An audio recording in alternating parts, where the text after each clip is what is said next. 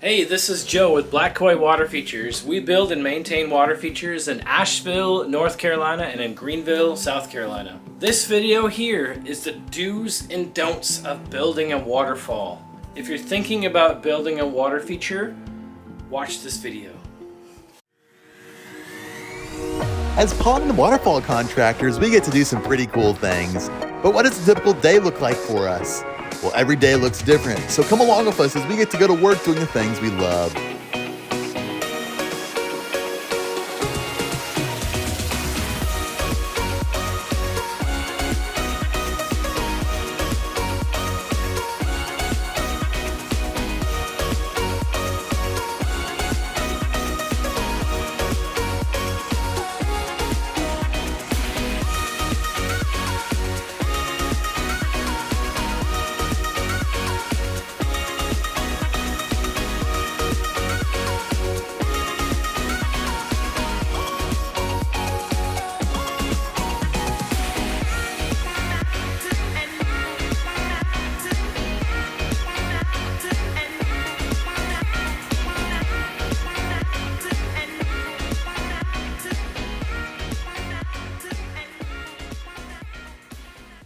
Why are we making this video? Because 60% of the water features that we work on are not built correctly.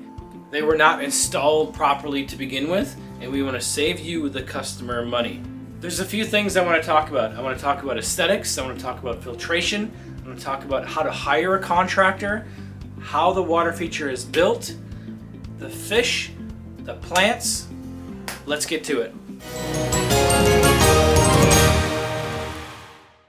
I personally hate flagstone waterfalls. It's the cheater's waterfall. You put a flat rock down, you let it fall. In flagstone waterfalls, it's very rare that you actually see something like that in nature. If you hike, you travel, and you're going over and looking at waterfalls all over, it's very rare that you'll see a waterfall that looks like that. I feel like it was invented in the 90s.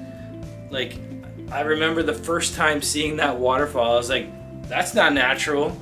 I just really despise a flagstone waterfall. So a waterfall, a water feature, a pond, pondless waterfall, they should look good when they're shut off. Okay, if it doesn't look good when the water's not running, it's not gonna look good when the water's running.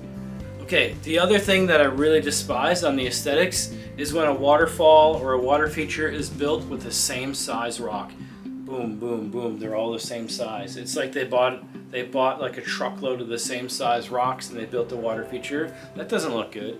Like, get some strength behind it. Bring in some boulders, roll some boulders into place, get a machine in there. Come on, let's man up. Build a cool waterfall. In nature, you never see a waterfall with one size rock. They're various sizes, okay? So that's what looks good. Big rocks are better.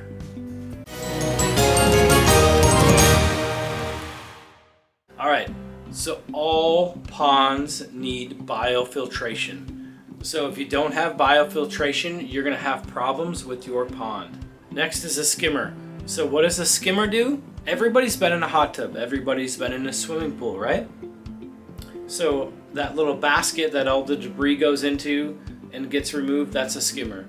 So traditionally in a koi pond, you have a little skimmer basket you remove. That is super important. If there's one thing that you should have, it should be a skimmer.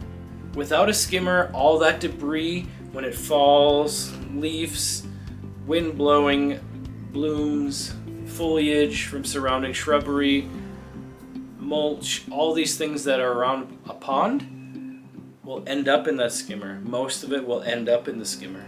So then you remove the basket and you remove the debris. So we can build these features low maintenance by putting in an intake-based skimming system or an upflow bog filtration system.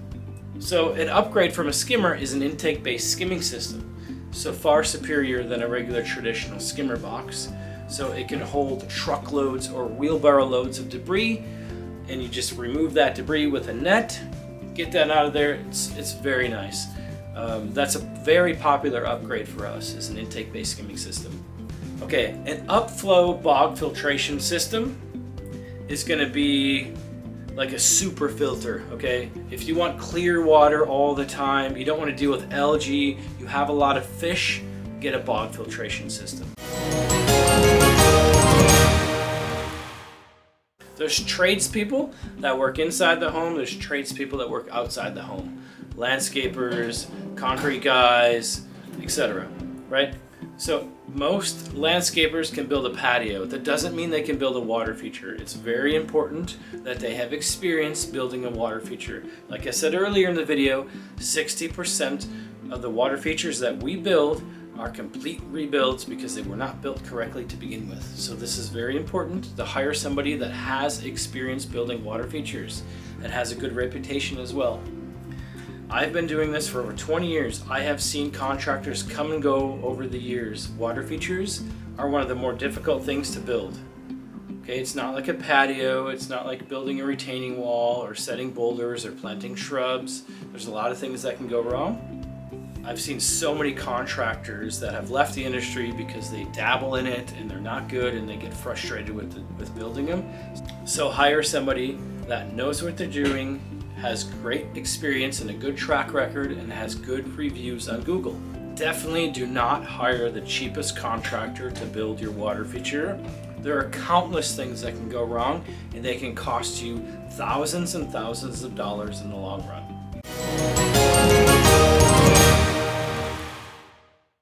We engage with hundreds of water features every year. Most of these water features are not built correctly. We repair them, we service them, and eventually they will have problems. Most of the water features that we are engaging with do not meet the national standards of a water feature. So let's talk about what that is. So we're going to talk about the liner. So there's the liner that holds the water. There's underlayment that goes under the liner, and there's overlayment that goes over top of the liner, okay? So liner, pond liner, okay? We come across this, we come across at least a half a dozen every year. People share us some information, and then we find out that they have like a very poor rubber liner. So we use a 45 mil EPDM rubber liner on most of our features. So that's going to give you a nice solid liner. This is the pond liner. It's tough, it's strong. This is standard, okay?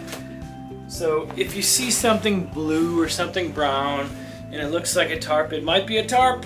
I'm sorry, but you're probably going to need to rebuild your water feature. Underlayment.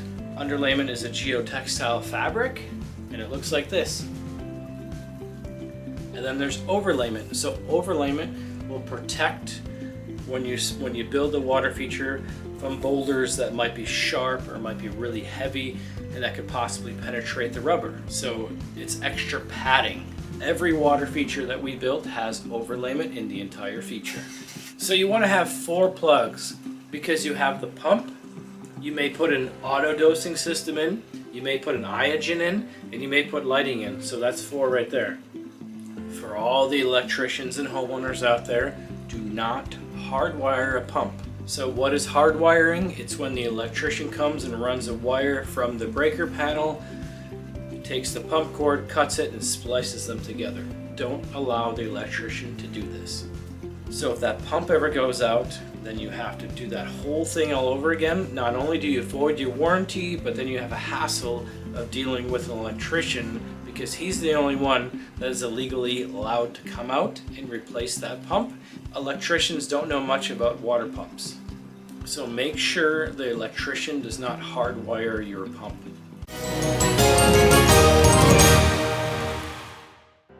Alright, next is fish. Fish. We all love fish, don't we? It's very exciting. Everybody that puts in a pond, they need to have fish. Do not get goldfish. Just go straight to koi. They're easier than you think. If you have questions or problems, just call us up. We'll give you a hand, okay? So these are just general statements. It's not gonna be the same for every pond, but just generalizing kind of like an average of ponds, okay? Do not overstock your fish. So the koi fish and goldfish can repopulate quite quickly. So you want to make sure you have the right amount of fish for your size feature. So I'm going to keep this really simple, okay? So if you have a pond the size of a dinner table, 3 koi fish. If you have this pond the size of a car, 5 to 7. So if you have too many fish, call us up. We can do a cleaning and we can remove those extra fish for you. We usually can find homes for those fish, so don't worry about that. Fish caves. So I think every pond should have a fish cave. The fish caves are going to make the koi fish feel more comfortable in the pond. Also planting water lilies to kind of camouflage and shade, that's going to make them feel more comfortable. And if you're really worried about your koi fish, or if you're in a very exposed area and you have a lot of problems with birds, blue herons can be a big problem. So if you have a heron problem, it might be better to just dig your pond 3 foot deep. So it's going to cost a little bit extra, but it may be worth it because the herons will not get the fish at 3 feet deep.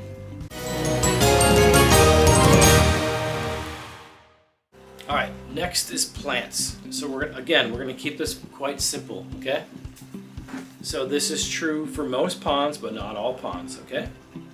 So it really depends on the filtration system, the location of the pond, but in general, if your pond is exposed in sun most of the day, you're going to need to cover the water surface 60 to 75% of that in water plants. So that means covering the water, so that would be water lilies or floating plants. So if your pond is in shade, you want to cover it in water plants in 10%, as little as 10%, depending on the shade, as much as 30%. So the trouble is if your pond is in shade and you want to do water lilies don't like shade. Water lilies will have pads, lily pads in the shade, but oftentimes it's harder for them to bloom because they need photosynthesis to make a flower. So the main idea is to block out the photosynthesis from getting into the pond water by planting water plants. This is Joe with Black and White Water Features. Thank you guys for sticking around and watching this video. I love water features. I love building water features. If you guys need a water feature in Asheville, North Carolina, Greenville, South Carolina, I'd love to talk with you. Thank you so much for watching.